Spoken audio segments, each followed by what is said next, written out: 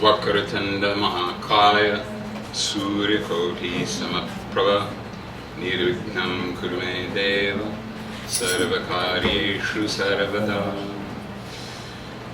Om Ganana Antva Ganapatim Havamahe Kavim Kavinam Pamashavastamam Jeshtarajam Brahmanam Brahmanaspatamana Shanvandu Tivesi Dasadanam Mahaganapatiye Namaha.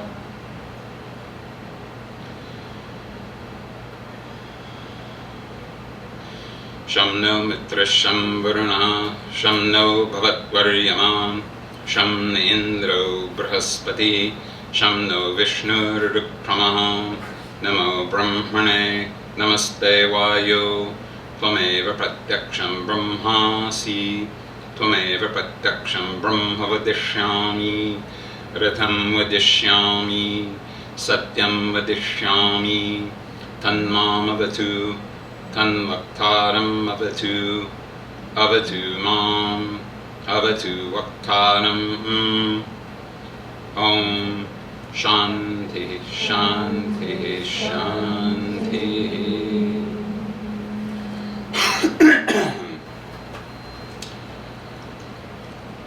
Nice to be back in Toronto.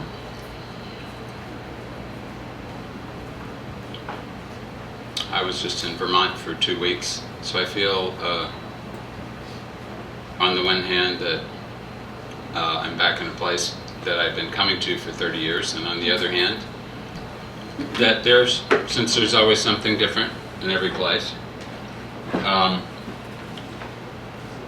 they say in Hindi, Naya Gili, Naya Dao, which you'd have to kind of know what Gilli Danda is to appreciate. But the point is that when you, every time you get a new ball, you have a new game.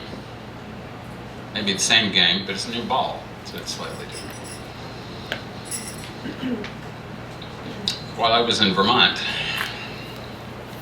I spent 2 weeks teaching with my dear friend and colleague, Dr. Claudia Welch, about Ayurveda and about subtle anatomy and physiology. I learned a lot of very interesting things. I learned practical things about epigenetics. I ran across someone who has a daughter that has Angelman syndrome.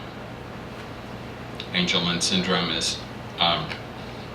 occurs because, and I actually had never known this, but sometimes, as you know, conventionally, a child has a mother and a father, or at the very least has a sperm and an ovum come together. And the mother and the father, each bring some genetic material, and the genes combine. There's some transposing, etc. But the genetic makeup of the child is composed of pairs of genes. One comes from the mother, one comes from the father. And of course I was well aware that there's some conditions in which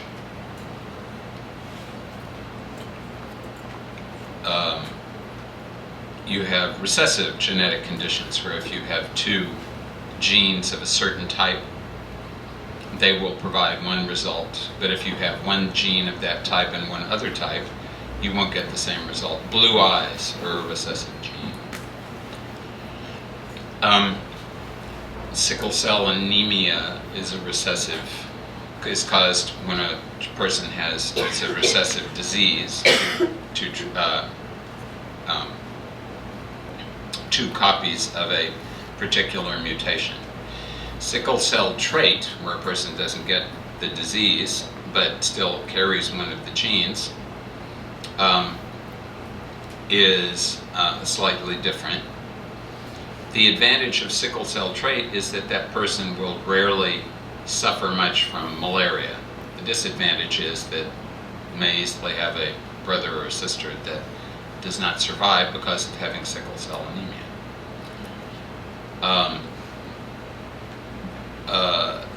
There's blood group AB is almost immune to cholera. Blood group O is very prone to having bad bout of cholera, but again may have less likelihood of being disturbed by malaria. So there has been all these various diseases have been co-evolving the organism for a long time, getting one gene from the father, one from the mother. But I didn't realize that sometimes in the organism, certain genes from one parent are automatically turned off. Genome imprinting occurs. And this occurs with this particular gene, whose name I forget, but it's involved in creating something called ubiquitin. And as you can imagine, ubiquitin is ubiquitous. And its job is to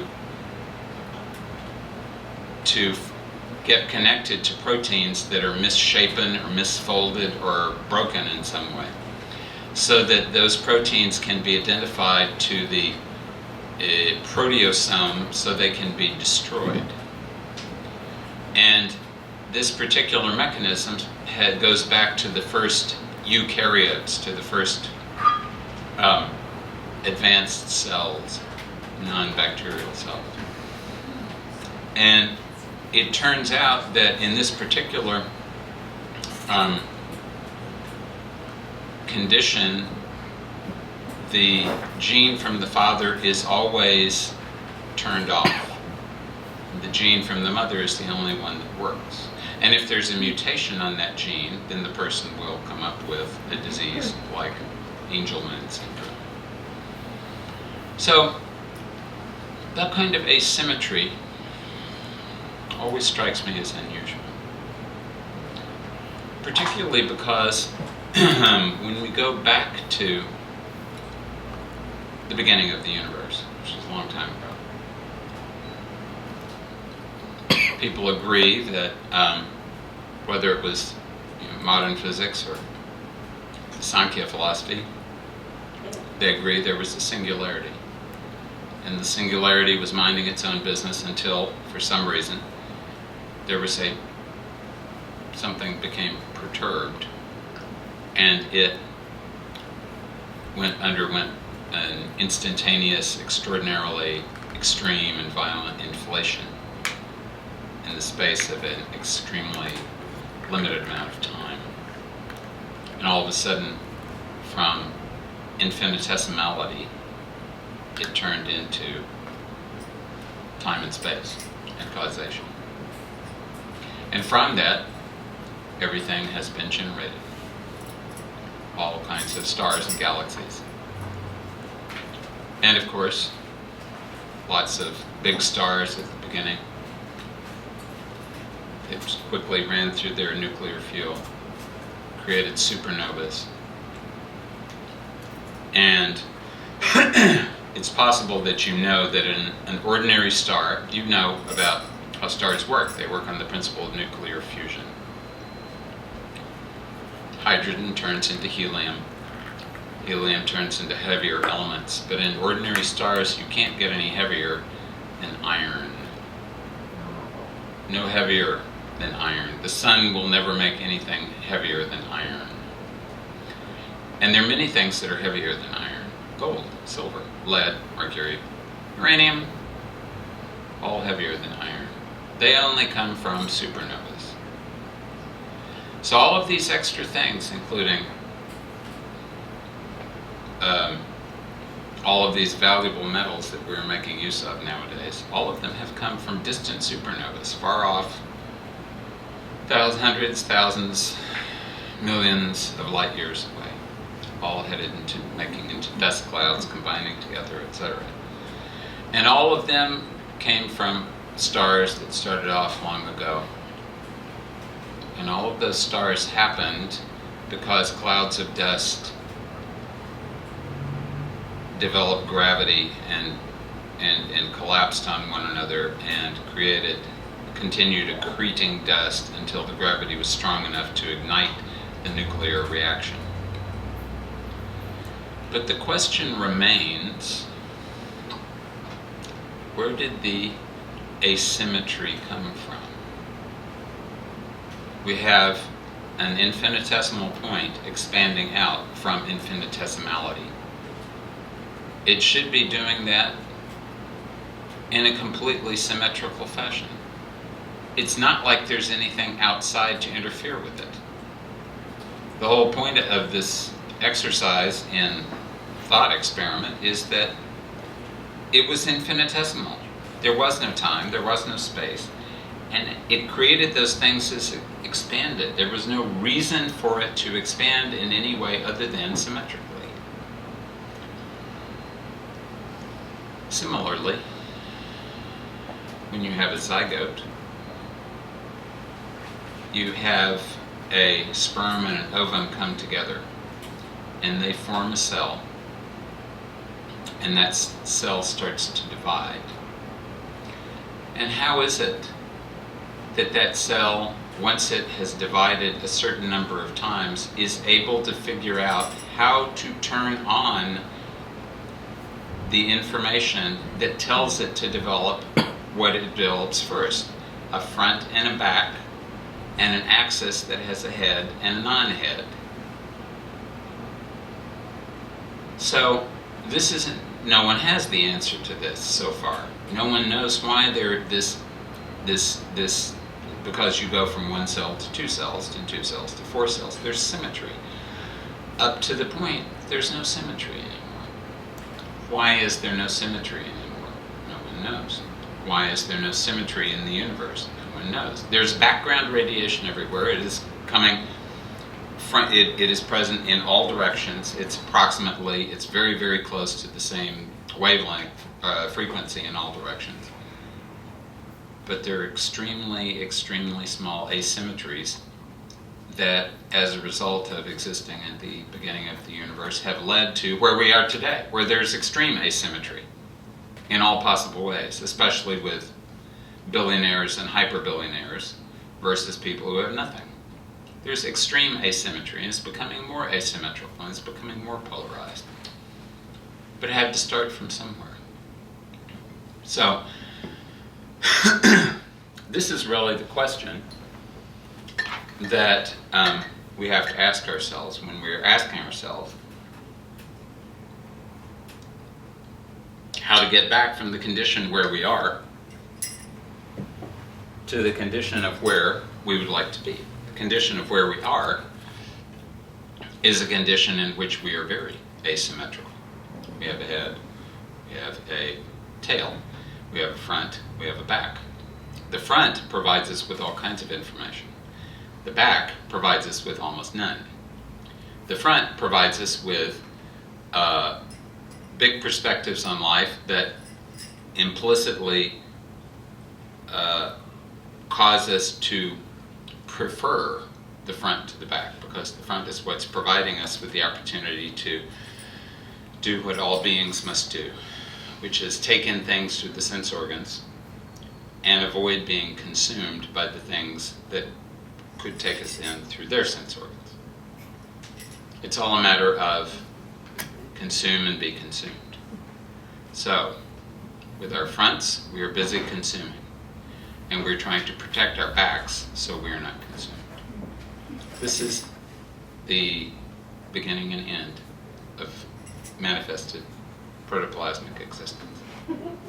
It's all due to asymmetry. Things would be different if we had eyes in the backs of our heads, but we do not. Things would be different if we had 2 heads or 2 tails, or if things were completely symmetric, if we were jellyfish-like, and we were much more symmetrical. But even many jellyfish are not really symmetrical. They have tentacles and they have non-tentacles. They have insides and they have outsides. To a certain degree, there must be there's almost always, except in the very smallest of living things, the asymmetry starts very promptly. And when we're asking the question of how do we move forward in the direction in which we want to move forward, I started to, since I was thinking about these epigenetic things, and there's always a fashion going on. The current fashion, which I hope you've already heard about, because I wouldn't want you to think that you're being left out, is polyvagal theory. Have we all heard about polyvagal theory? So, polyvagal theory. You've heard of the vagus nerve. You've heard of the sympathetic nervous system. And you've heard of the parasympathetic nervous system. Sympathetic nervous system, fight or flight. Parasympathetic nervous system, calm down, relax. The vagus nerve is the main nerve in the parasympathetic nervous system. And it's called the vagus nerve because it is a vagrant nerve. It starts over here, it comes around here, it wanders down here, it comes through there, it goes via the heart, goes to the stomach, does all kinds of stuff. And it turns out that the vagus nerve has two important branches. One comes from a different part of the same general region of the brain, and it's the much older part. And one comes from a much less old part. And one is involved with control, the more recent part is involved with controlling and tamping down and calming the so-called fight or flight approach to reality. But the older one is even more interesting because it is connected to the much more ancient reptilian and amphibian system of reality. And its job is to cause you to freeze. Just like sometimes you will find, I don't know if you spend any time with frogs.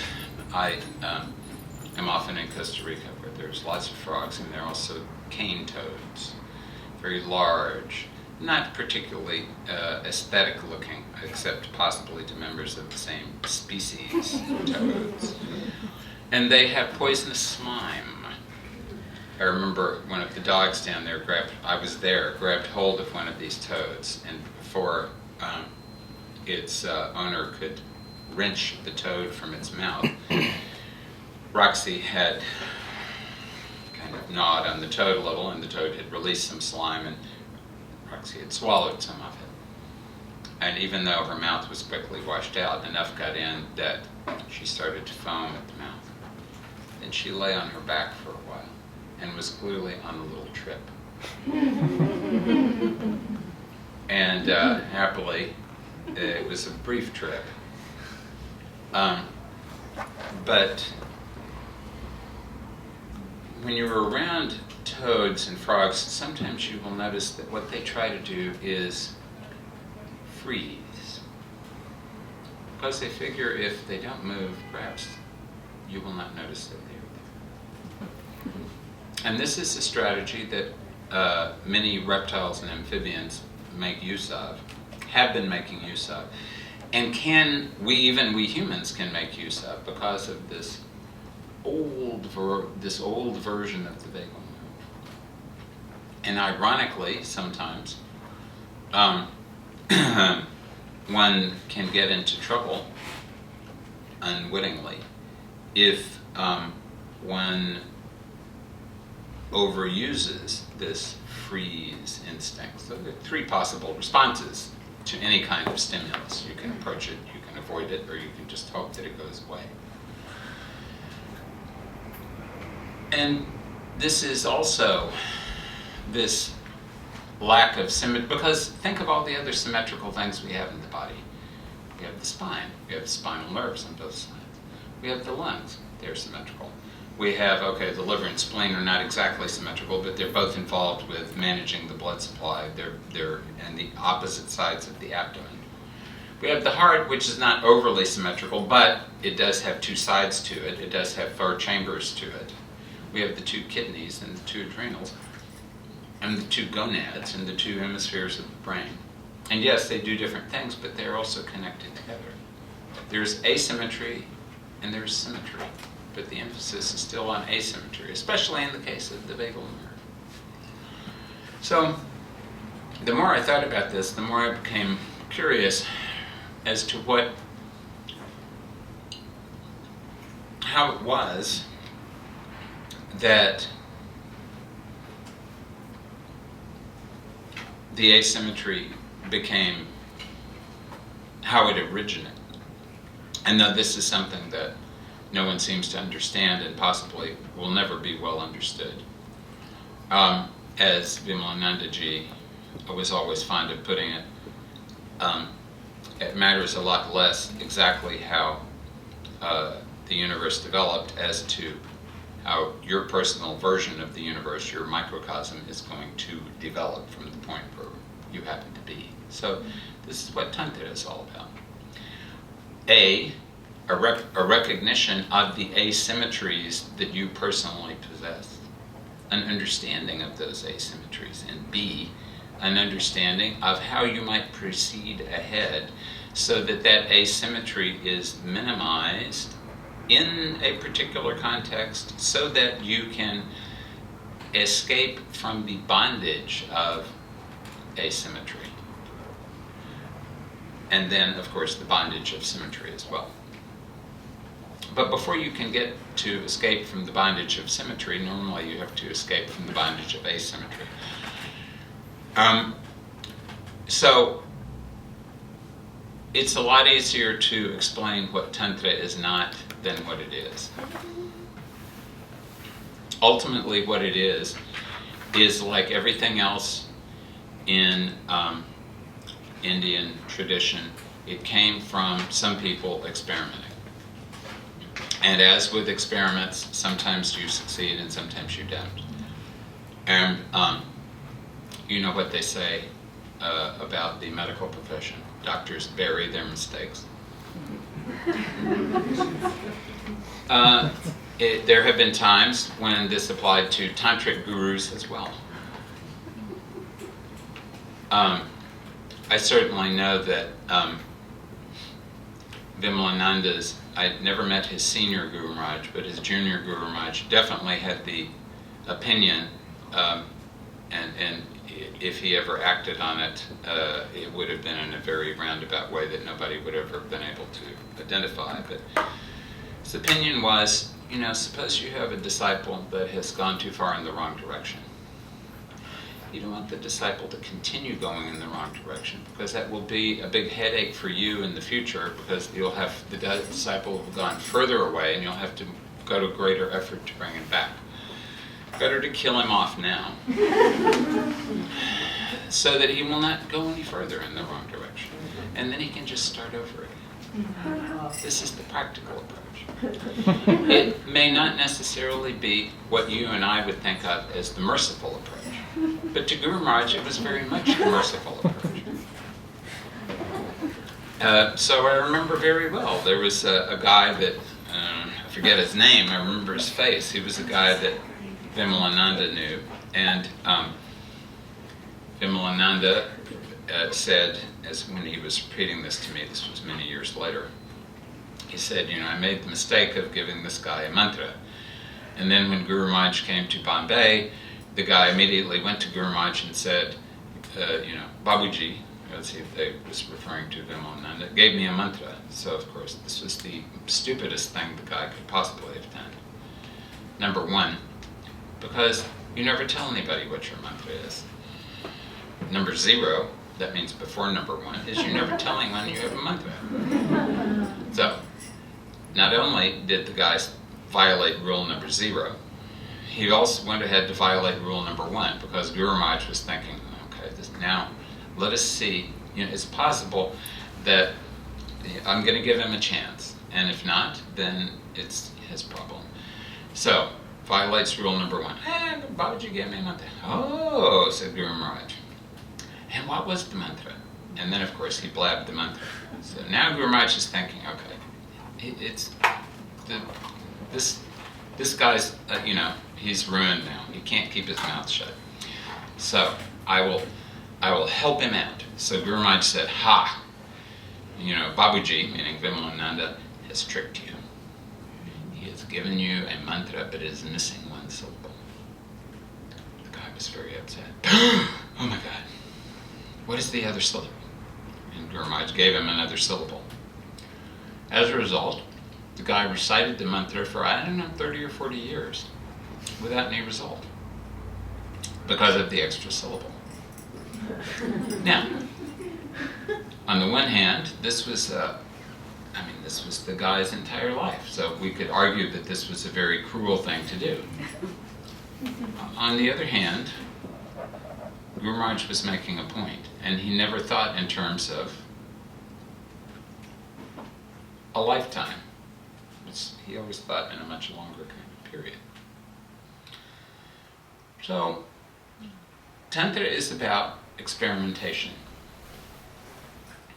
It's about experimentation because every moment, every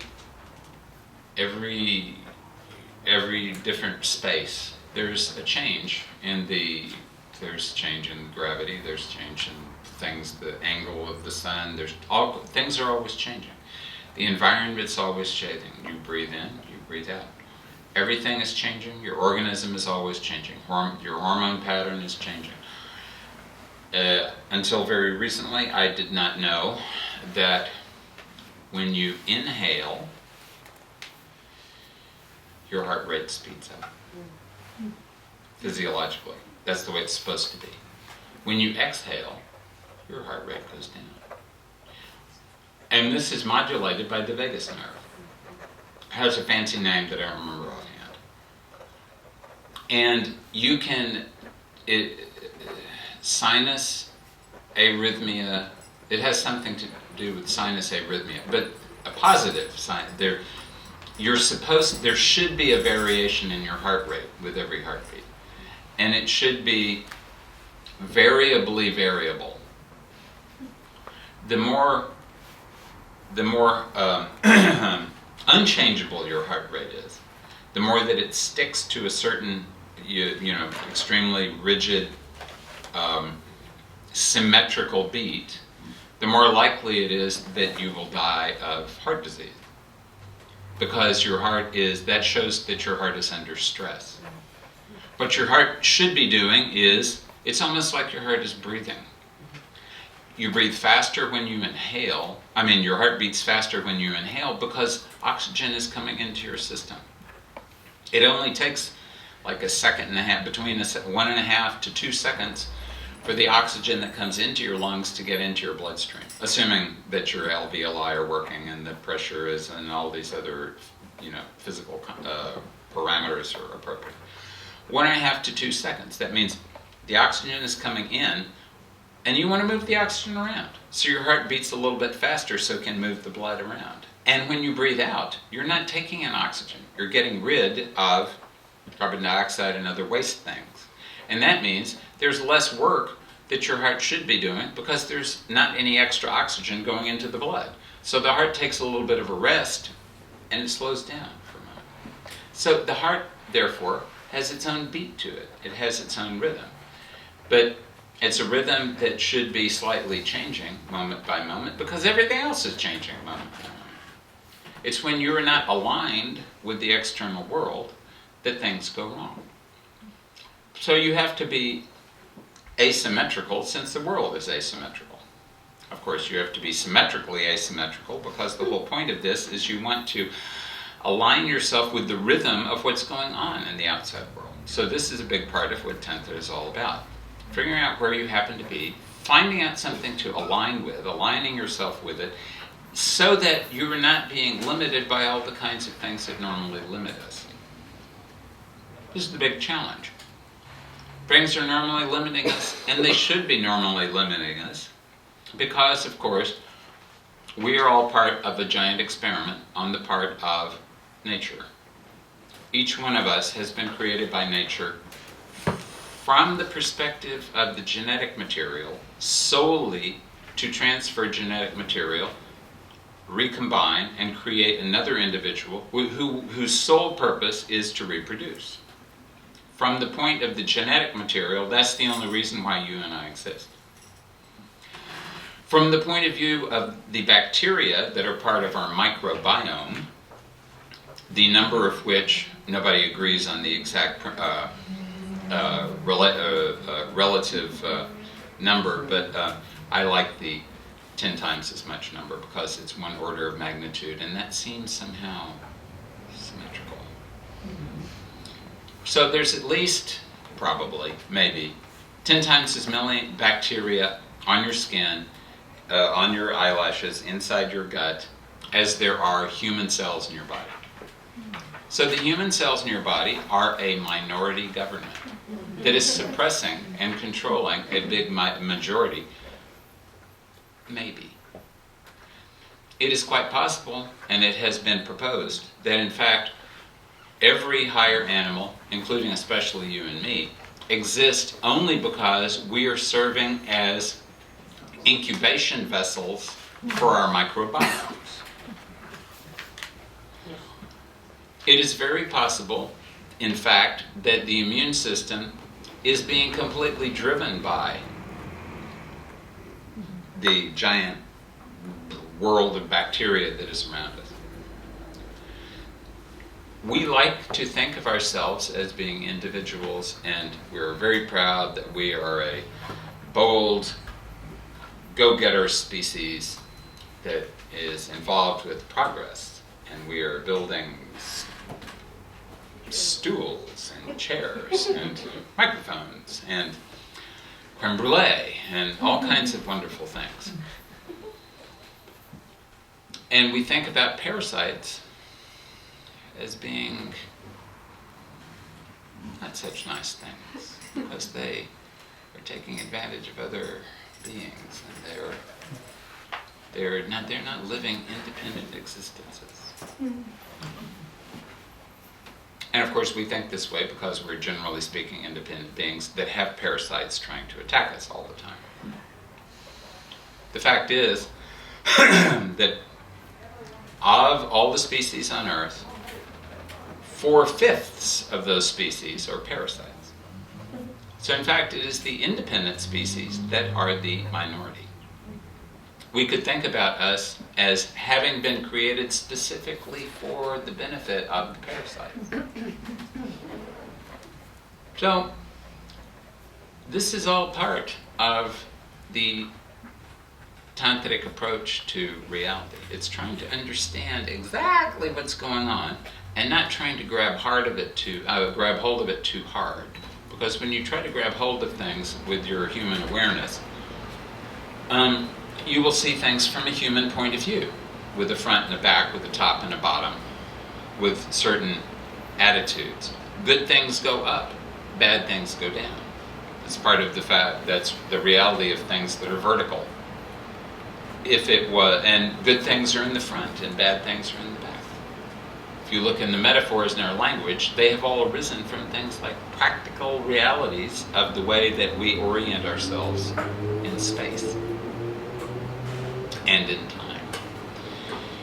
So all of these implicit limitations to our awareness are preventing us, making it much more difficult for us to see the reality that is not limited by all of this conditioning that has come in our direction. And so that really is what Tantra is all about. Not being limited, finding ways to avoid being limited. And that's why so many different techniques have been developed. The technique has nothing to do, per se, with... It's not like there is any one Tantra. It's not like there is any... I mean, people have tried to say there is this and there is that, but the whole point of Tantra is not that it has... People have generated philosophies from it, but it's not like it started off with a philosophy. Its philosophy was do stuff. Find out what happens, figure out what works, do more of it until it stops working. Once it stops working, do something else and figure out what works and proceed ahead with that until it stops working, and then do something else. So we have all kinds of different varieties of Tantra. We have the very Brahmanical Tantra, which is called Sri Vidya. Perhaps some of you have heard of Rochester, New York. It is not far from here. In fact, I would venture to say it is on the other side of the lake. And outside of Rochester is a town called Rush, New York. And in Rush, New York, there is a Sri Vidya temple. It is very traditional South Indian Sri Vidya temple. And so that is one variety of Tantra. And it's a variety of Tantra that follows the general principle that on the outside you should behave like a Vaishnava, and on the inside you should behave like a Shaiva and a Shakta. On the outside you should appear to be completely normal, fit into society, and be just fine. And on the inside you should do whatever you are supposed to do according to your sadhana. This is one way of doing things. On the other way of doing things is the people who literally live in the smashan, in the cremation grounds, and literally cook rice in human skulls and live on, wear clothes that have come from corpses and so on. And this is another approach. These are all approaches that are appropriate for the people for whom they are appropriate. That is all. It is not like you should decide, I'm going to go sit in the graveyard, or I'm going to put on a sari and I'm going to go to the temple. It should be something that is appropriate for your personal dharma. We hope that either you know what that is, or you have a guru that will tell you, or something like that. Because it's a matter of aligning what are the asymmetries in yourself with asymmetries usually that are complementary in a practice that you're doing, so that you can come to a place where these things are balancing one another out, and you're not being limited by the things that normally limit you. And very commonly, it is the things that are easiest for you that are the most limiting. For example, it is certainly the case that let's suppose you're doing some kind of yoga practice. And if you're going to damage yourself by overstretching, almost always the place you will damage yourself in is the place where you are already the most loose. Because that's the place where it's easiest for you to move. And that's the place where you will be thinking that, I can do more of that this way. I can go a little further this way. And that's when you damage yourself. So on the one hand, you need to be doing things that you have an aptitude for. On the other hand, if you try to do too much of it, there's a good chance that you will damage yourself. There will be always an asymmetry in human beings. There will always be things you're better at doing, and there will always be things that you're not so good at doing. So you have to do some of the things that you're better at doing so that you will have enough ability to achieve success at doing some things, so that you will be able to be confident that you will be able to continue having success. But there always has to be something that you're doing that is hard or impossible to do, so that you will not become lazy, you will not rest on your laurels, you will not start to think that you're some big important thing, and then have to have your guru or somebody else give you a lot of trouble, so you will be miserable for an extended period of time, so you will remember not to do that anymore.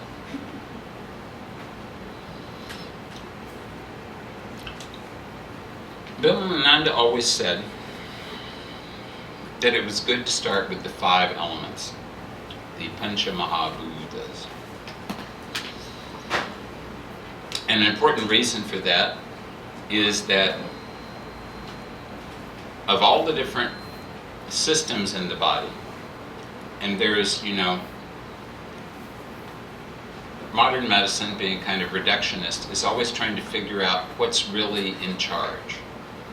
Is it the nervous system that's in charge? Is it the hormones that's in charge? Is it now maybe the bacteria that's in charge? The answer is everybody is in charge. And they're all trying to remain being in charge. And they all have their own agendas. And they're all competing with one another. As I was talking about this morning, when I was involved in thoroughbred racing in the Royal West India Turf Club Limited in Mumbai and Pune, I always found that was much more satisfying than, and I was always pleased that I was there instead of, let's say, at the Delhi Turf Club, or at the Turf Club down in what was then Madras and is now Chennai. Because at those two places, there was, in Delhi there were a few owners that were running the show. In Madras there was one. And whether it was a few oligarchs or one monopolist, it was the same principle. They would decide in advance which horses were going to win. They would decide in advance which jockeys were going to ride on those horses, who was going to bet how much, who was going to make so much money. It was all settled in advance.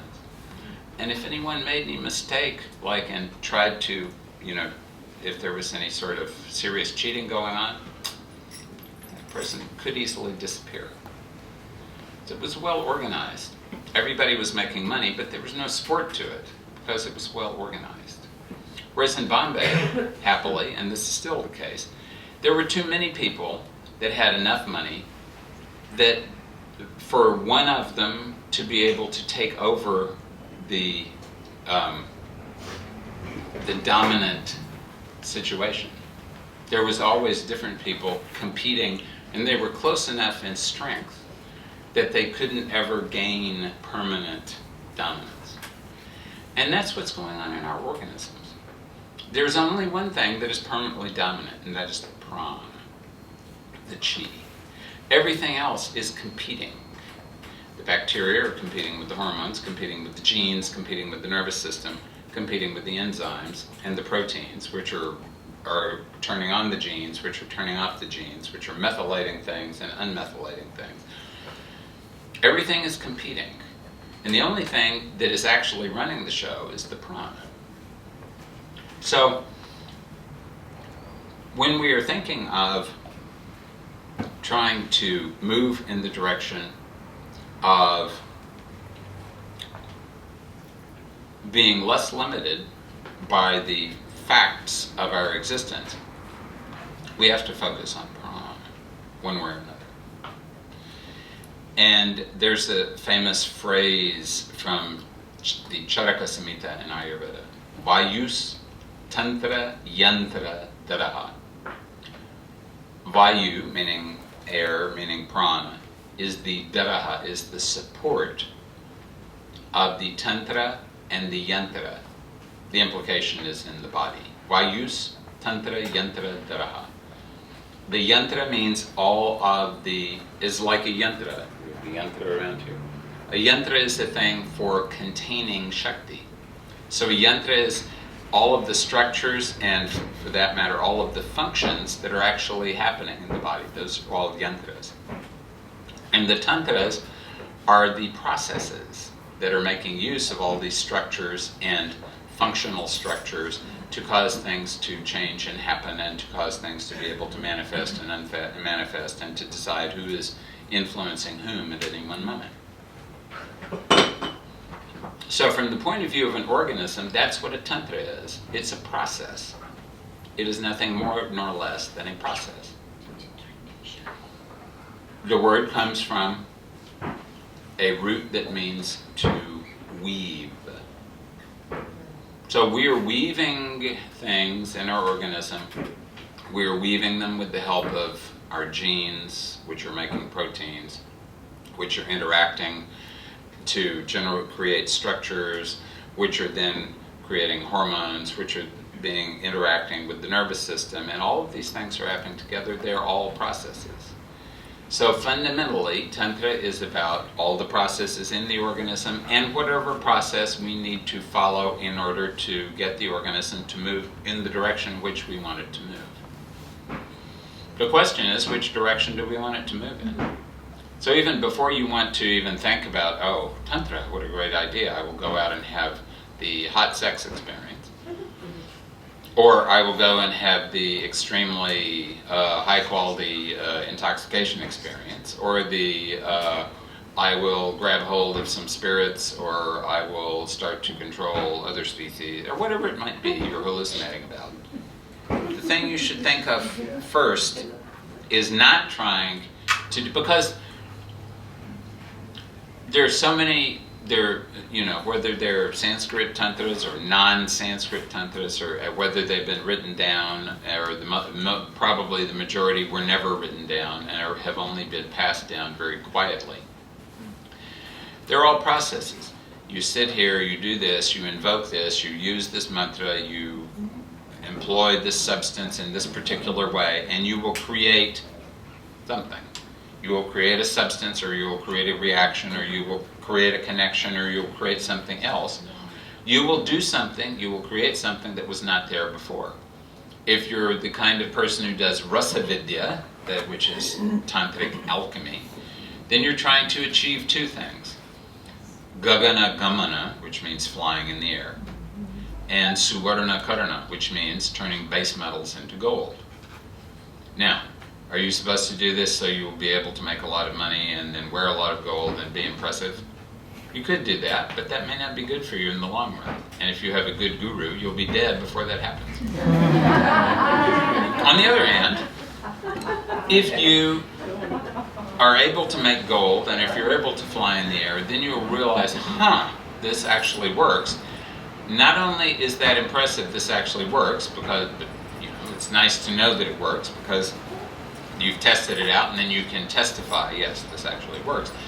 But also because the fact that you have been able to achieve this means you have reached a level of symmetry that is adequate for you to be able to exist at the level of not at the conscious awareness, but at the level of the awareness that where gold and base metal are able to not communicate exactly, but slide into one another, or able to shift from one reality to the other reality in a seamless kind of fashion. So the purpose of Tantra is the purpose is not to be able to do all this stuff per se. The purpose is to be able to do this stuff so that you will, by virtue of doing it, have transformed yourself so that you will be able to employ that transformation to move further ahead and stop doing whatever it was you were doing. This again is a place where people tend to get into trouble. I can make gold. How great is this? I'll continue making gold. And then you continue making gold. Then the gold starts to work on your mind. And maybe I'll hold on to the gold. And I have to protect the gold. And then all of a sudden it's all about the gold. It's not about you moving forward. It's not about the gold of awareness or anything like that. Suddenly it's back about the gold. Or it's, I will use the sexual tantra for invoking a yogini, and then I will be able to, the yogini will instruct me how to connect to the Mahavidya, and then I will be able to go to the Adya Shakti, and then I will be able to actually experience the connection with the Supreme Reality. But this will work only if you realize what kind of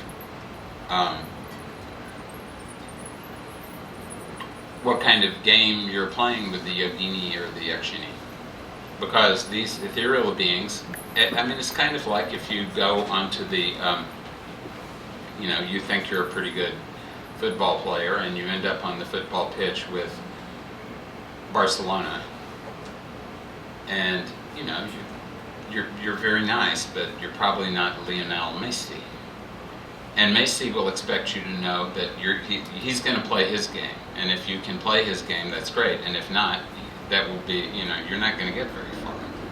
It's the same with these ethereal beings. They expect you to know what the rules are. And if you don't know the rules, it's not their job to tell you.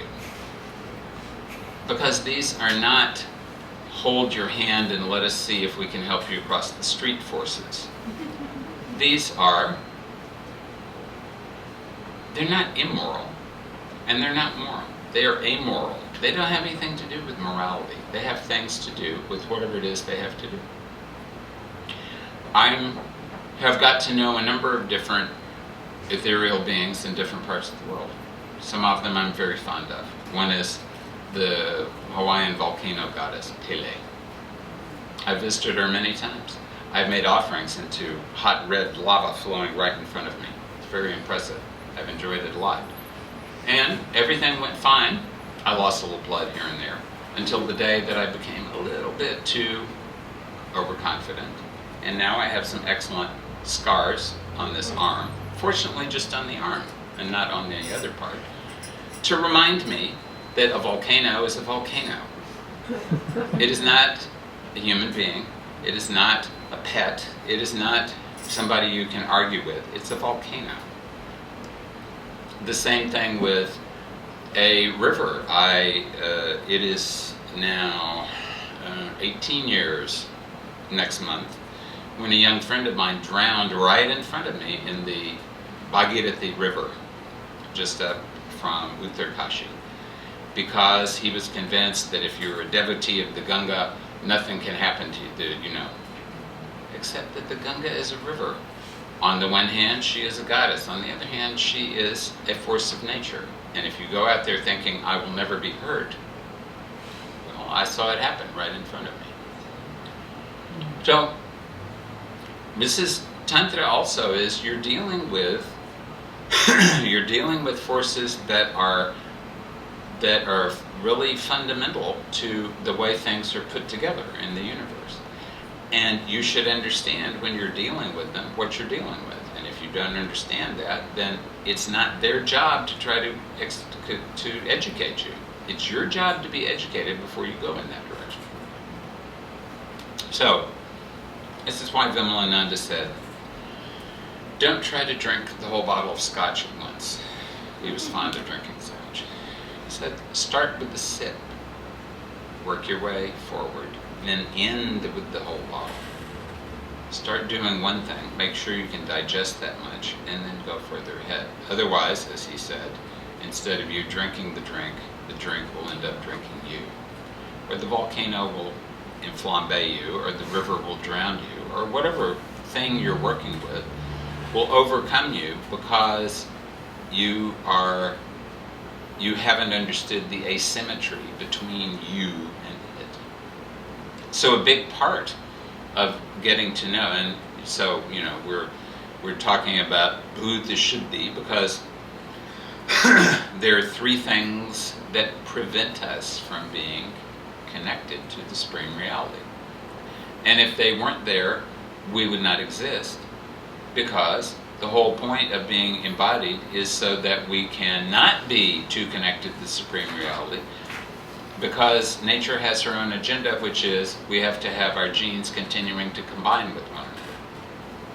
So if we want to get nature to cooperate, we have to make sure that she understands that we understand that this is the situation. And if she is gracious enough to cooperate with us and allow us to move a little bit further, then maybe she will let go a little of that extreme control she has over the awareness of the individual embodied being that continues to move us in the direction of doing what things have been doing for the past, 600 million years or so, which you have to admit is a long time. And things that have been happening for that long are likely to continue happening. This is the principle of tamas. Tamas does not mean that you simply lie on the floor and continue lying on the floor. Tamas means that whatever is going on continues going on. This is why controlling the sense organs is so important. Why pratyahara is so important, because for this past 400, 500 million years, the sense organs have been pointed outwards so we can see what we can eat and avoid being eaten.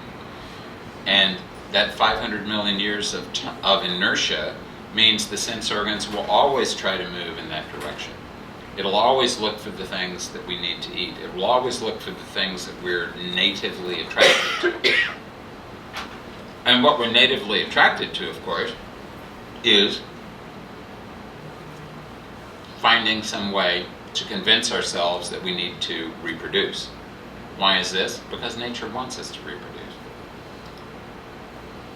there is an increasing body of evidence that, you've heard of the war between the sexes, but this is actually happening at a very cellular level. And it has to do with the fact that it's not just different genes that are trying to influence one another.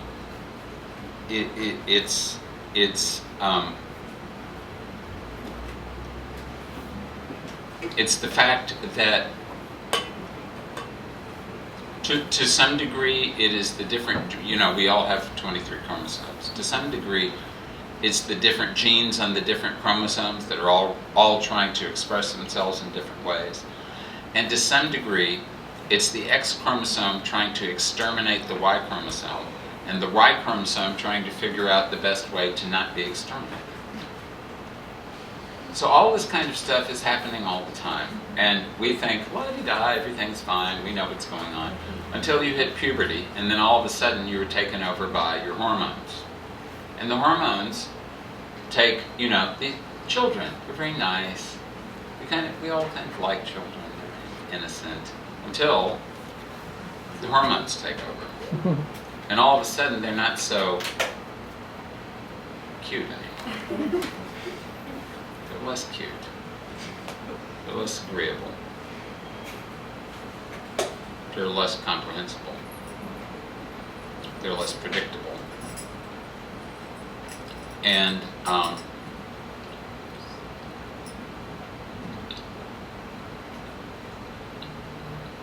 it's very much because they're being possessed.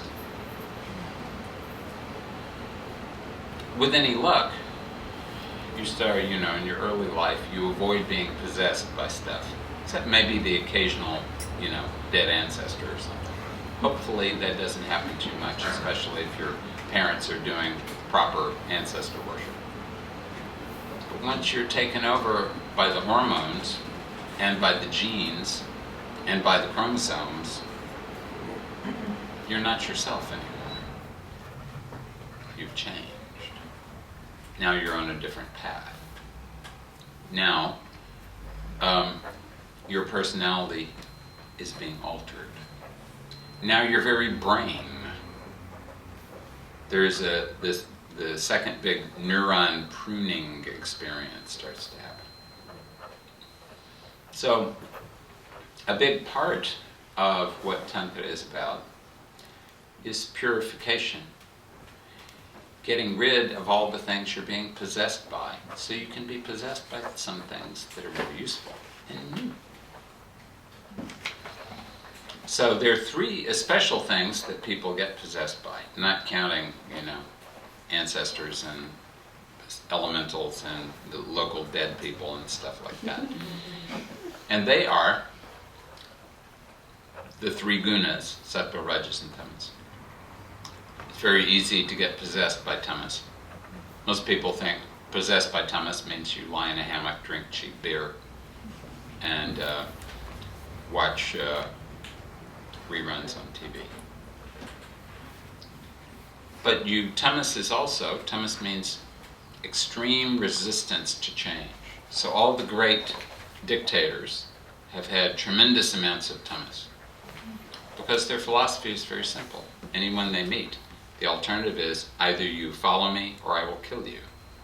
It's very extraordinary, extreme tamas. So when you get possessed by tamas, automatically you will have lots of rajas. If you're lying in your hammock drinking cheap beer, the rajas will be, in order simply to keep, you've got to keep getting more beer, and you've got to keep flipping the channels, and you've got to be hallucinating whatever it is you're hallucinating to keep you in the hammock. So the rajas is working, it's just not moving your physical body around. But if you're a dictator, and your tamas is in your head, then the rajas has to be in your body, because you have to be going out there manipulating everybody and shooting a bunch of people in order to keep yourself on top. So wherever there's rajas, there must be tamas. And then you will think, oh, well, I'll just have plenty of sattva and everything will be right. Wrong. Very wrong. Because then you'll have a lot of sattva and you'll start to congratulate yourself for how great you are and how intelligent you are and how many vidyas you've learned and how sattvic you really are. And the more sattvic you convince yourself that you really are, the less sattvic you actually become. So, all three of these are continuously, everybody has an agenda. The sattva agenda is learn a lot and get a swelled head. The rajas agenda is always move. And the tamas agenda is, please leave me alone because I'm here and this is where I am and stop disturbing me. Or I'll kill you.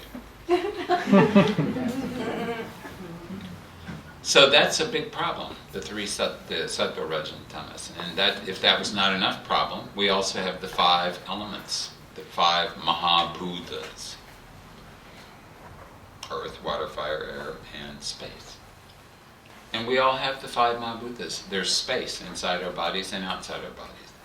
And thanks to the prana, there is air moving in and out, and there's subtle air, the prana, moving all through all the different channels of circulation in the organism. And there is fire, because as the air is moving around, it encourages the transformative principles that we call in aggregate fire, and that causes transformation to occur all through the organism. And the job of the fire is to move the water around, to keep the water warm enough that it's able to move, to impregnate the water with that fieriness so that wherever the water goes, it will transform whatever needs to be transformed. And what needs to be transformed is the earth element, so that we can end up with all this stuff that needs to do everything that it needs to do. So if the 5 elements are all busy doing all this stuff, it's thanks to them that we have bodies in the first place. It's thanks to them that we are able to, for our bodies are able to change, because in some moments we need more earth or less earth element, so we have to have things that are able to transform, and the earth element can only go from place to place with the help of water, and it can only be transformed with the help of fire, and it can only be transported with the help of air. And if there's no space to move around, nothing will happen. All the elements have to work together. We love the elements, but we don't want to be possessed by them either. So we have the 3 gunas up in the non-physical reality. We have the 5 elements in the physical reality. And in between the 2, we have the 6 tastes. Actually, 6 is a number that's appropriate for Ayurveda, but we have an unlimited number of tastes. Because every rasa is not only a literal taste in the mouth, it's also an emotion. So all of these emotions, which are after all are ways of moving things, they're all moving things between the body and the mind. They're all translating between what's going on down here and what's going on in the more refined area of the non-physiological world. So in between the 5 elements and the 3 gunas, we have all of these chemical processes going on in order for what we think to be translated into what happens in the body, and what happens in the body to be translated and perceived as what's going on. There has to be continuous translation because they exist on different levels of reality. So these 3 things, the subtle level of reality, the physical, the gross level of reality, and the translational mechanism that conjoins them, all of these things are keeping us tied down to the asymmetries that they all imply. So until we can create a certain degree of samatha, a certain degree of symmetry in our relationship with these things, which usually starts by getting a degree of symmetry in the context of those things, until we can do that, there won't be any, we can hallucinate that we're making progress, we can hallucinate that things have changed, but it's only in the context of the pre-existing limitations, many of which we've ignored because, as with yoga, it was easier to do the things that were easier, and then we focus mainly on the things that are easier and spend less attention, put less attention on the things that are less easy and require more transformation.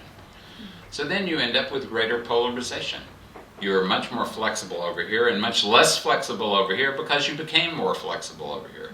You're much more alert over here and much less alert somewhere else because you become more alert over here.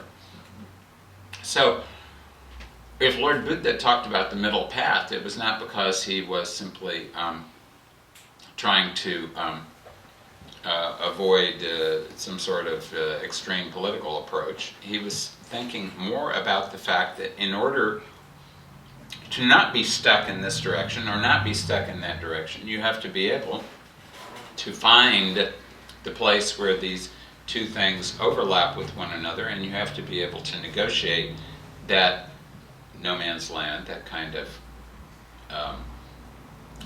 that zone, that boundary where things are not really one thing yet, and they're not really not the one thing yet. They're sort of they're inside the cocoon. They're no longer the caterpillar. They're not yet the butterfly. They're in that transitional, transformative location, which is where actual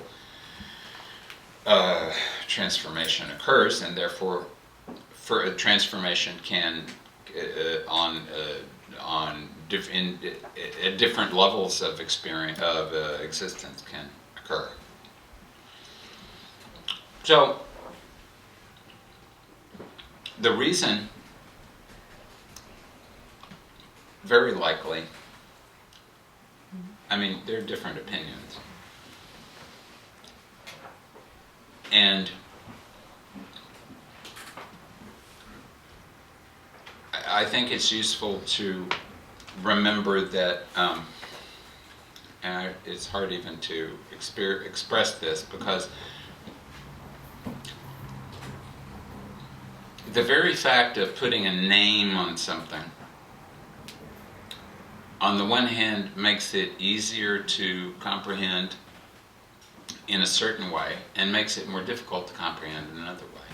So as soon as we call something Tantra, I mean, let's forget about the fact that we now have pre-existing attitudes or prejudices or ideas about what that is. So as soon as we hear the word, subliminally, we're already thinking something about it.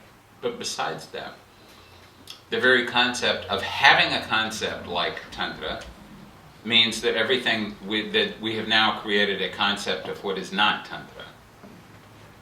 But it's not necessarily the case that there is this distinction, which is why it's so important to hold concepts not too tightly, because then when you do, they can't breathe anymore, and often they will perish and start to putrefy, and then they will stink. So it's much better to allow the concept being there, and sometimes to use a different name. Perhaps, in fact, instead of calling it Tantra, we should call it Theodore. Or Fluffy. Suppose we called it Fluffy instead. Suppose, would you like to practice Fluffy? Yes, I have been reading an interesting book about Fluffy.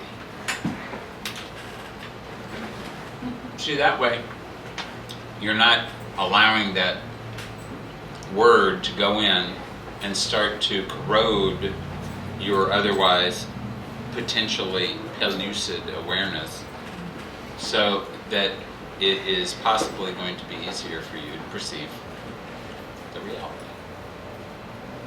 The reality is that, let's just start with the 5 elements. You're going to want to purify them somehow.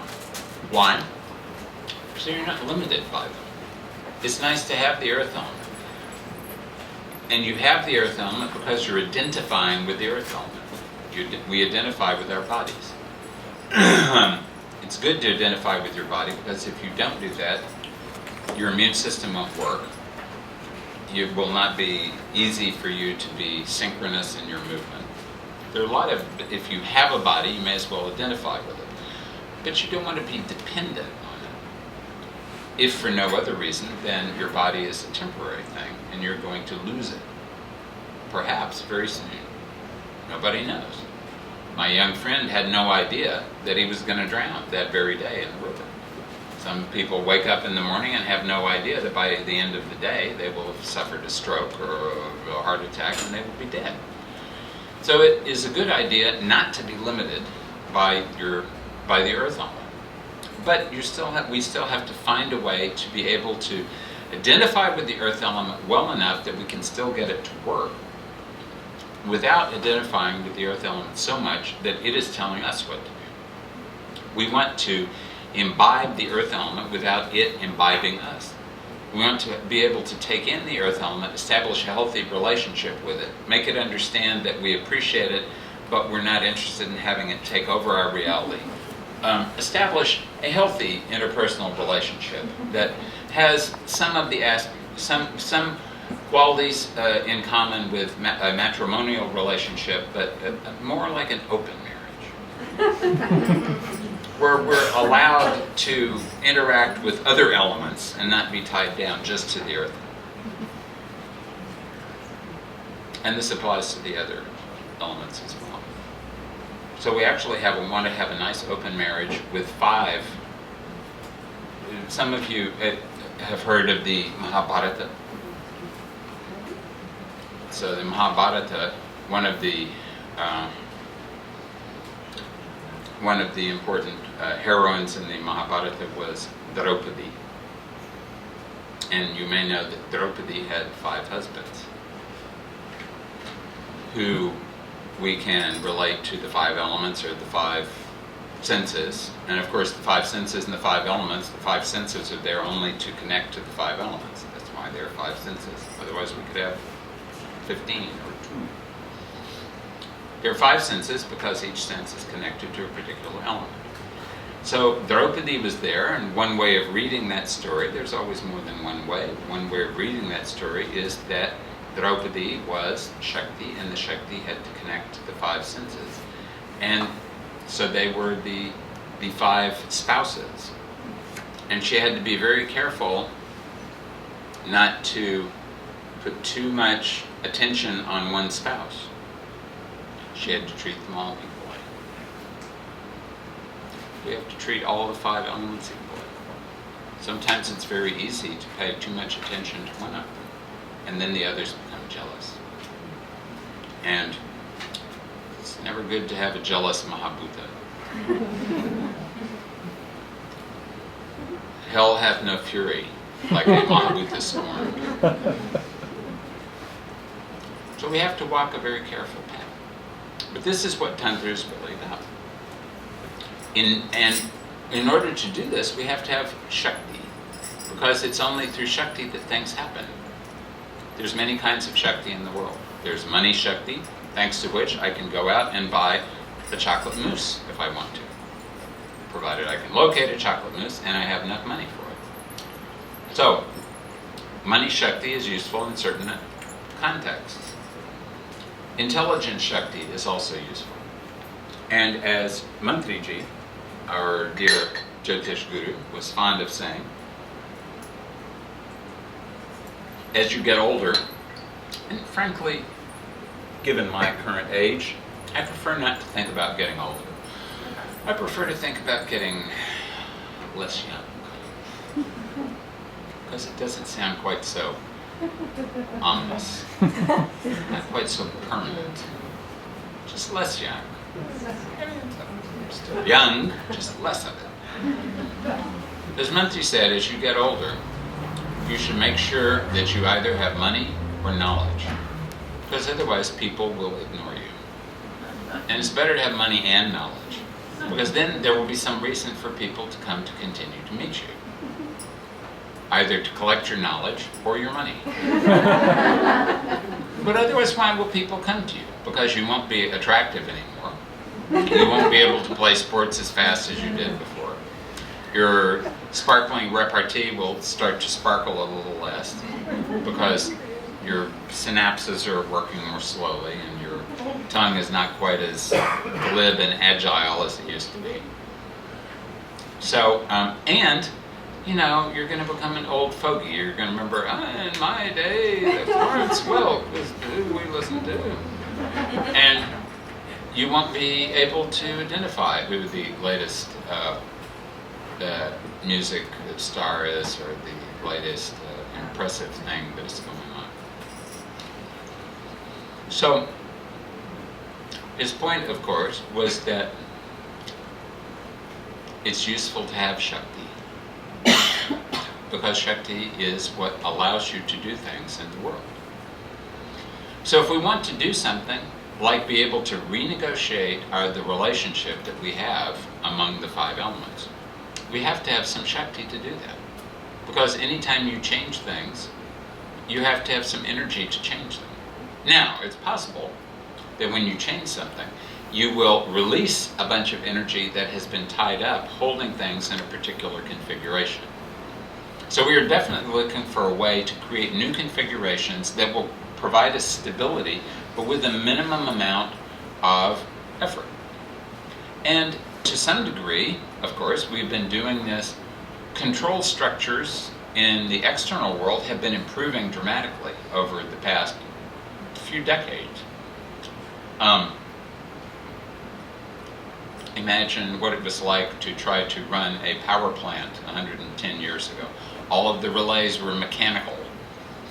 So you would press a lever here and the lever would actually move over there, and it would be an actual lever and it would go over there. Now the relays are all electronic. They're just moving a few electrons. Back then it was a bunch of actual atoms. Now just a few electrons move over here, and all of a sudden whatever needed to happen happens, just because the amount of information has become much more subtle than it was in the past, and the way of transmitting has become more subtle. So that's what we're looking for on the inside also. We have a number of processes, of tantras that are going on in the organism that were engineered by nature, and we're happy nature engineered them, but they were engineered by trial and error, thanks to a bunch of experiments over the past 500-ish million years. And some of them were very successful and have not been changed since then, like ubiquitin and the proteasomes. And some of them are still changing because we don't know, the nature has not yet figured out what is the best way to do things. But what we want to do is to be able to be not so reliant on the Annamaya kosha, the body that is made out of food, the body that is limited by the 5 elements. We want to move more in the direction of the Pranamaya kosha, which is more subtle. And it is the prana that is really running things around in the body. So if we are able to exist more at the level of the Pranamaya kosha, we can actually have the prana direct what is going on with the 5 elements without us having to be actively involved in being possessed by and identifying with the 5 elements in order to get all the stuff done that has to happen. It's a very similar thing, it's a very similar thing to what we want to do if we want to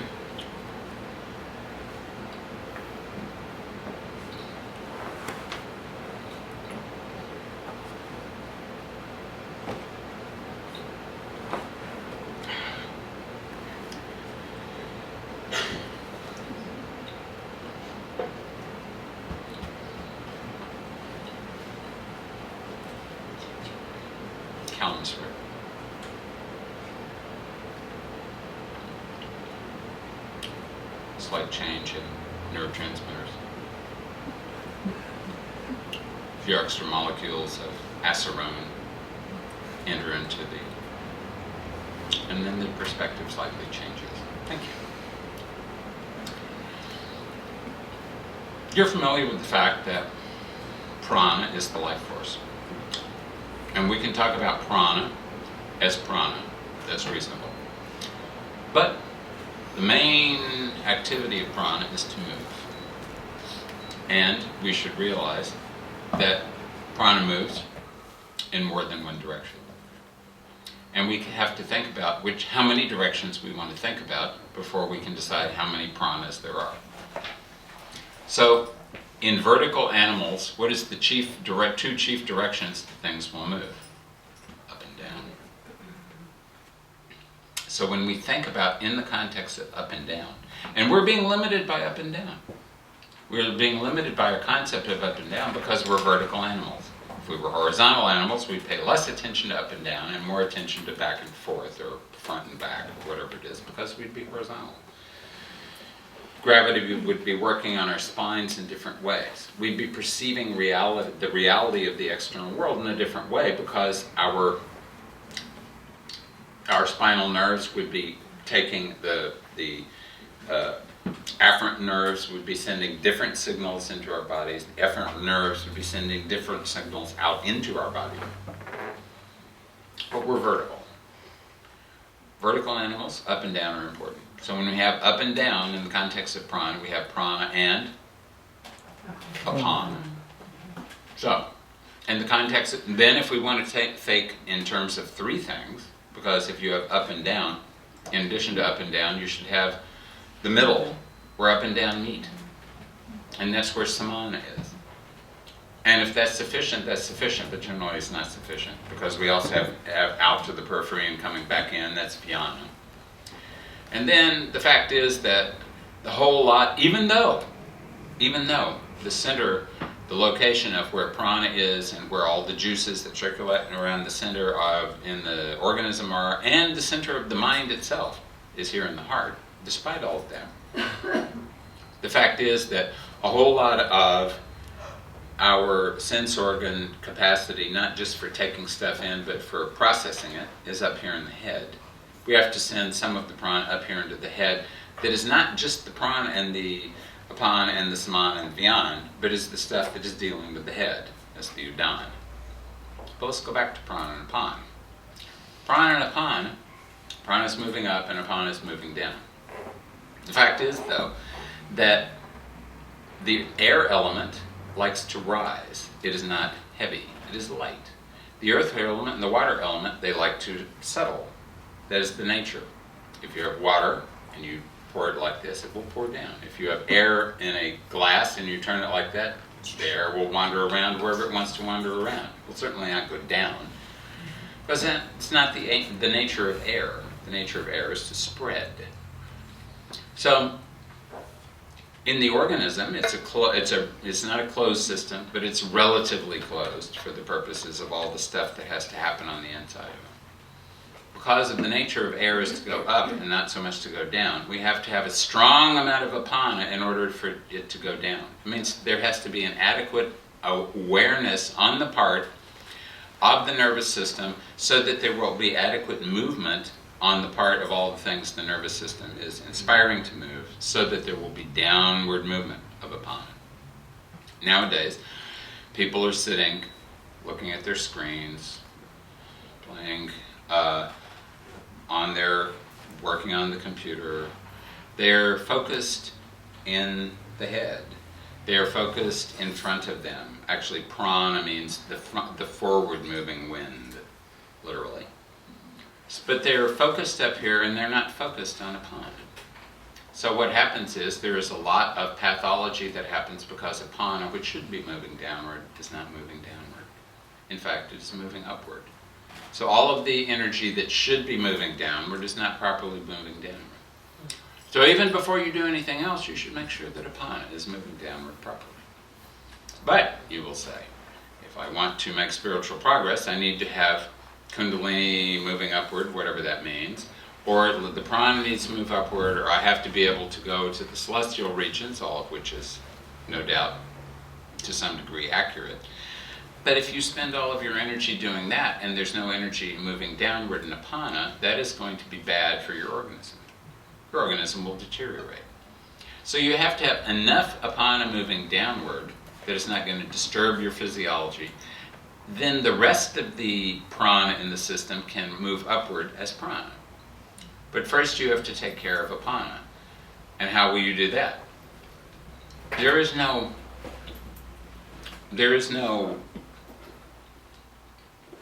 device that can do that for you. You have to experiment with the ability to do that. How can you circulate the prana in the body? You can get people to, you can read things, you can hear, you can perhaps occasionally have somebody that can assist you, qigong-wise, to move the prana around. But after that, you still have to do it yourself. You are the one who has to cause a channel to be generated in your system. People talk about sushumna, and sushumna to some degree is there, but sushumna has a number of different levels of subtlety in it. So just because you can circulate the prana up the central channel in the back and down the central channel in the front does not mean that you've got to sushumna. It just means that you are doing what you should do as an ordinary human being who wants to be healthy, which is to be able to, if you're male, to be able to circulate the energy up the back and down the front, and if you're female, up the front and down the back. Because as you do that, and make sure that you're moving down upon it down with sufficient energy to do all of the processes that it's supposed to do, then you have the rest of the energy that can move up. So, if we're talking about Tantra, we're talking about this process of being able to get the prana to move in such a way that it will move, it will take care of everything that has to be done to make the 5 elements do what they're supposed to do.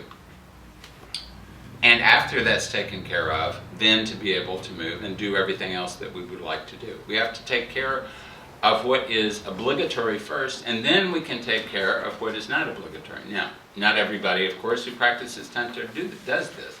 Many people go in the extreme direction and do extreme stuff. And sometimes they do that because they don't care what happens to their bodies. They do extreme stuff, they move off, they achieve what they wanted to achieve. The body is dead, oh well, so what? I'll come back. No big deal. Or that was the previous attitude. Now the attitude is, I must preserve my body, and I want to achieve this, and I want to have world fame, and I want to have a lot of money, and I don't have members of the opposite sex, the same sex, intersexes, whatever it is. I want to have a bunch of them too.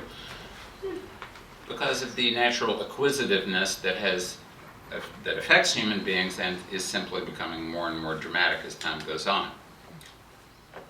So, a big part of course, dealing with the 5 elements is dealing with the relationships that we have with the 5 elements and with the things that are generated out of the 5 elements and all of the things that we are naturally addicted to. The first, of course, being air. Everyone is addicted to air. Even the people who fast from air for 5 minutes or 10 minutes or half an hour or a day, who don't breathe for a day. That's one day. Then they start breathing again.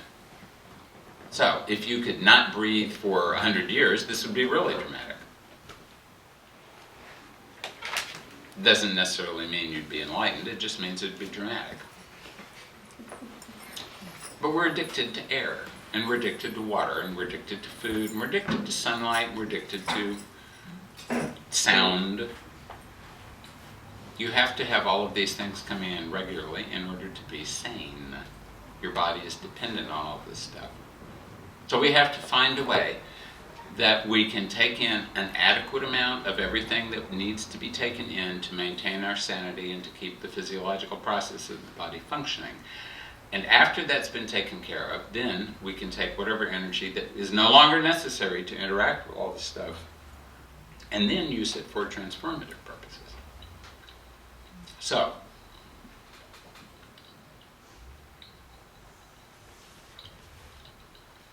Vimalananda always talked about carving out your own niche. Finding the way that you personally, your own personal path, that would take you in the direction of increasing your ability to be aware of reality and decreasing the limitations that exist normally in your own self that prevent you from perceiving reality. And while he appreciated the fact that there are many different sects and religions and other kinds of approaches that have been established and that have been followed by many people, and as a result of being followed, the path or the trail has been very clearly marked and delineated, and because so many people are walking on it, the path is doesn't have to be mowed, everything is, so there's nice clear paths. But of course, by virtue of there being a clear path, that means that itself becomes a kind of a limitation because it is already delineated. The path itself may be symmetrical, but it is creating an asymmetry in whatever the environment is around it. So you have to have a certain kind of path to the degree that you have various pathways in your own organism, because all these pathways have to continue to flow. They are all limitations, they are all asymmetries, but unless they are properly aligned, you won't be able to go any further than that, because you will either be creating some sort of mayhem in your physical body, or you will be causing yourself to go insane, or become a maniac of some other kind, or because your prana will get all knotted up and then you won't be able to circulate it. This is why he said, in his opinion, better than that he did not believe in sampradaya, which means a sect or a religion. He believed in sampradaha, which means just to incinerate everything that was a limitation of yours. So incinerating things, he was a fire worshiper, I'm a fire worshiper. Incinerating things is a good way to go about things, provided that you don't incinerate everything. You have to know just how much to incinerate.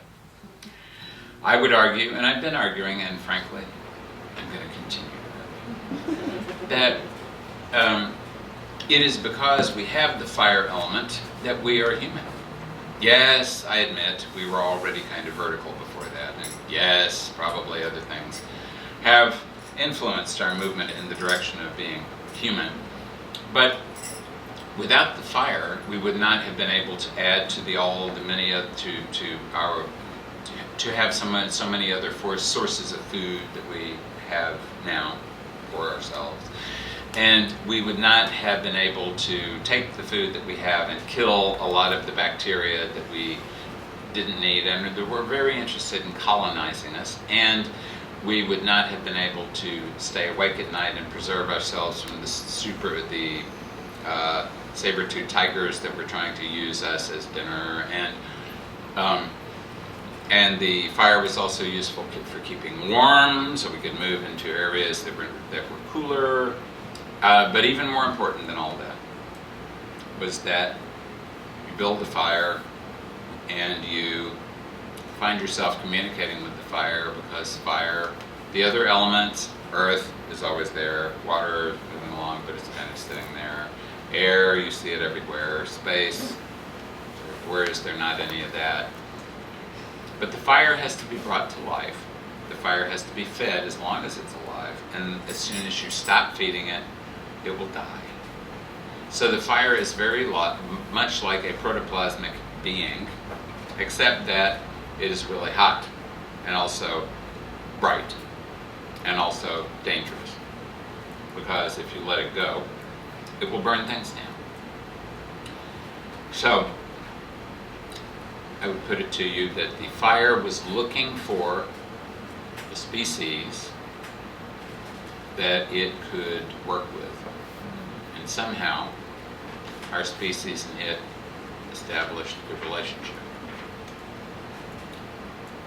And according to me at least, it is no coincidence that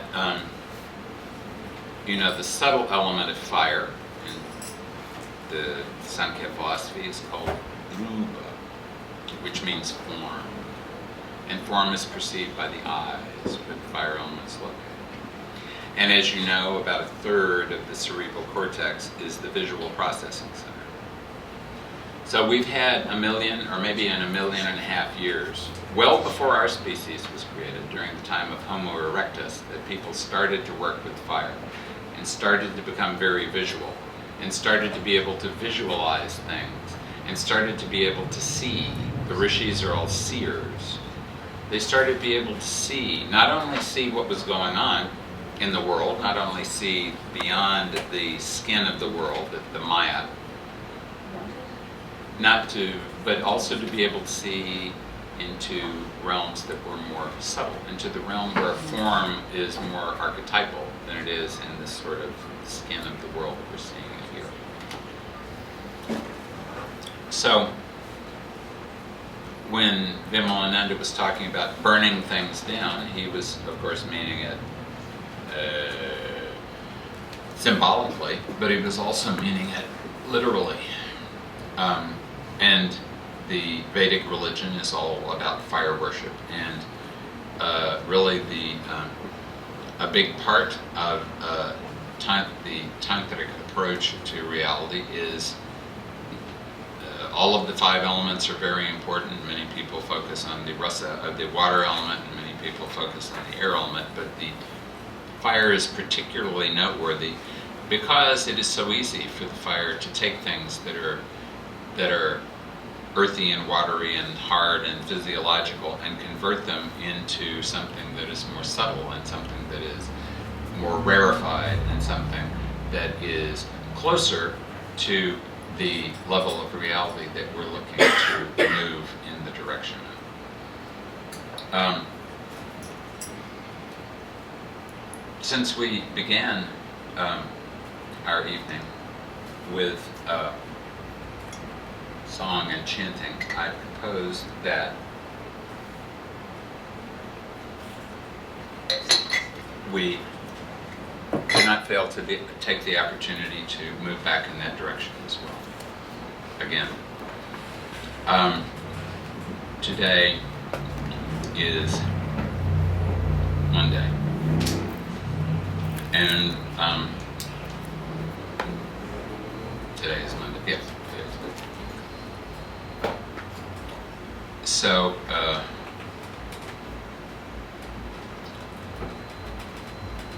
be so kind to close your eyes for a moment. Take your awareness down to the center of the earth.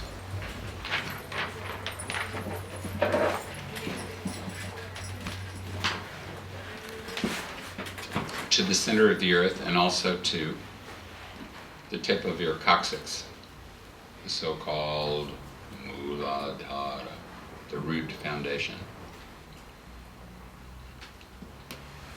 The place in the body where the earth element is centered.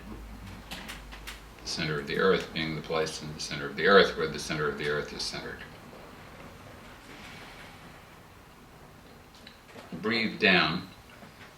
As you breathe in, breathe down to the coccyx, and from the coccyx down to the center of the earth. And as you do that,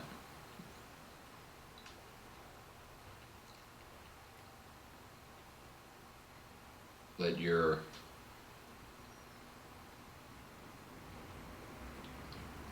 need to be supported rest comfortably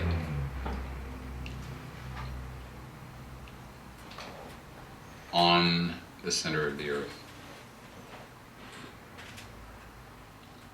So there, let that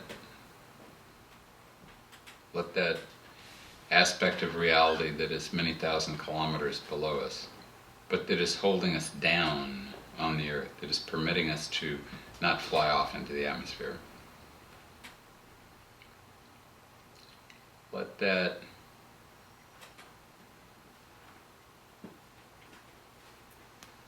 provide you the stability that you require to keep yourself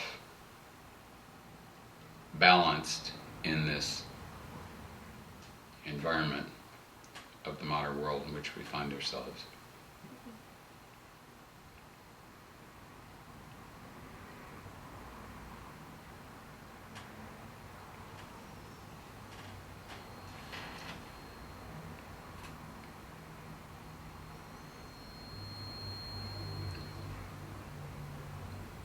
And now envision for a moment that from the center of the earth,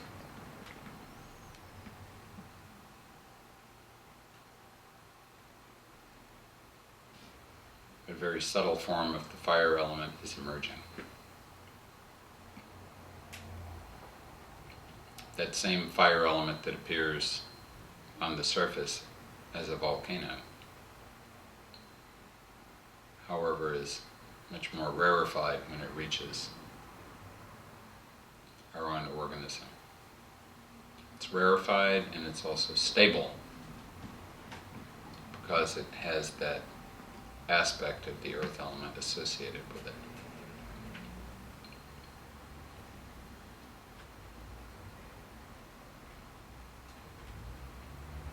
And let that fire element become comfortable at your solar plexus, at your hara point, the center of the fire in the body.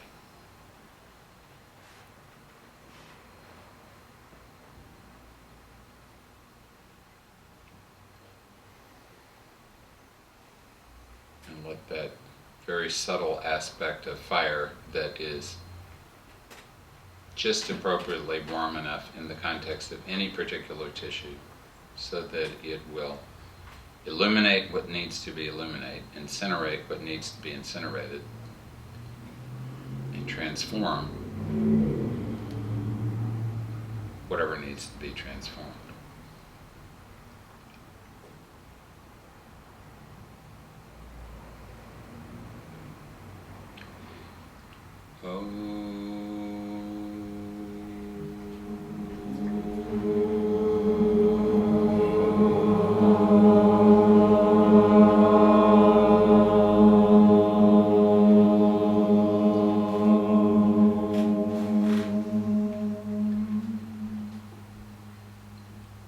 Govinda Jaya Jaya, Gopala Jaya Jaya, Radha Ramana Hari Govinda Jaya Jaya, Govinda Jaya Jaya, Gopala Jaya Jaya, Radha Ramana Govinda Jaya Jaya, Govinda Jaya Jaya, Gopala Jaya Jaya, Radha Ramana Hari Govinda Jaya Jaya, Govinda Jaya Jaya, Gopala Jaya Jaya, Radha Ramana Hari Govinda Jaya Jaya, Govinda Jaya Jaya, Gopala Jaya Jaya, Radha Ramana Hari Govinda Jaya Jaya, Govinda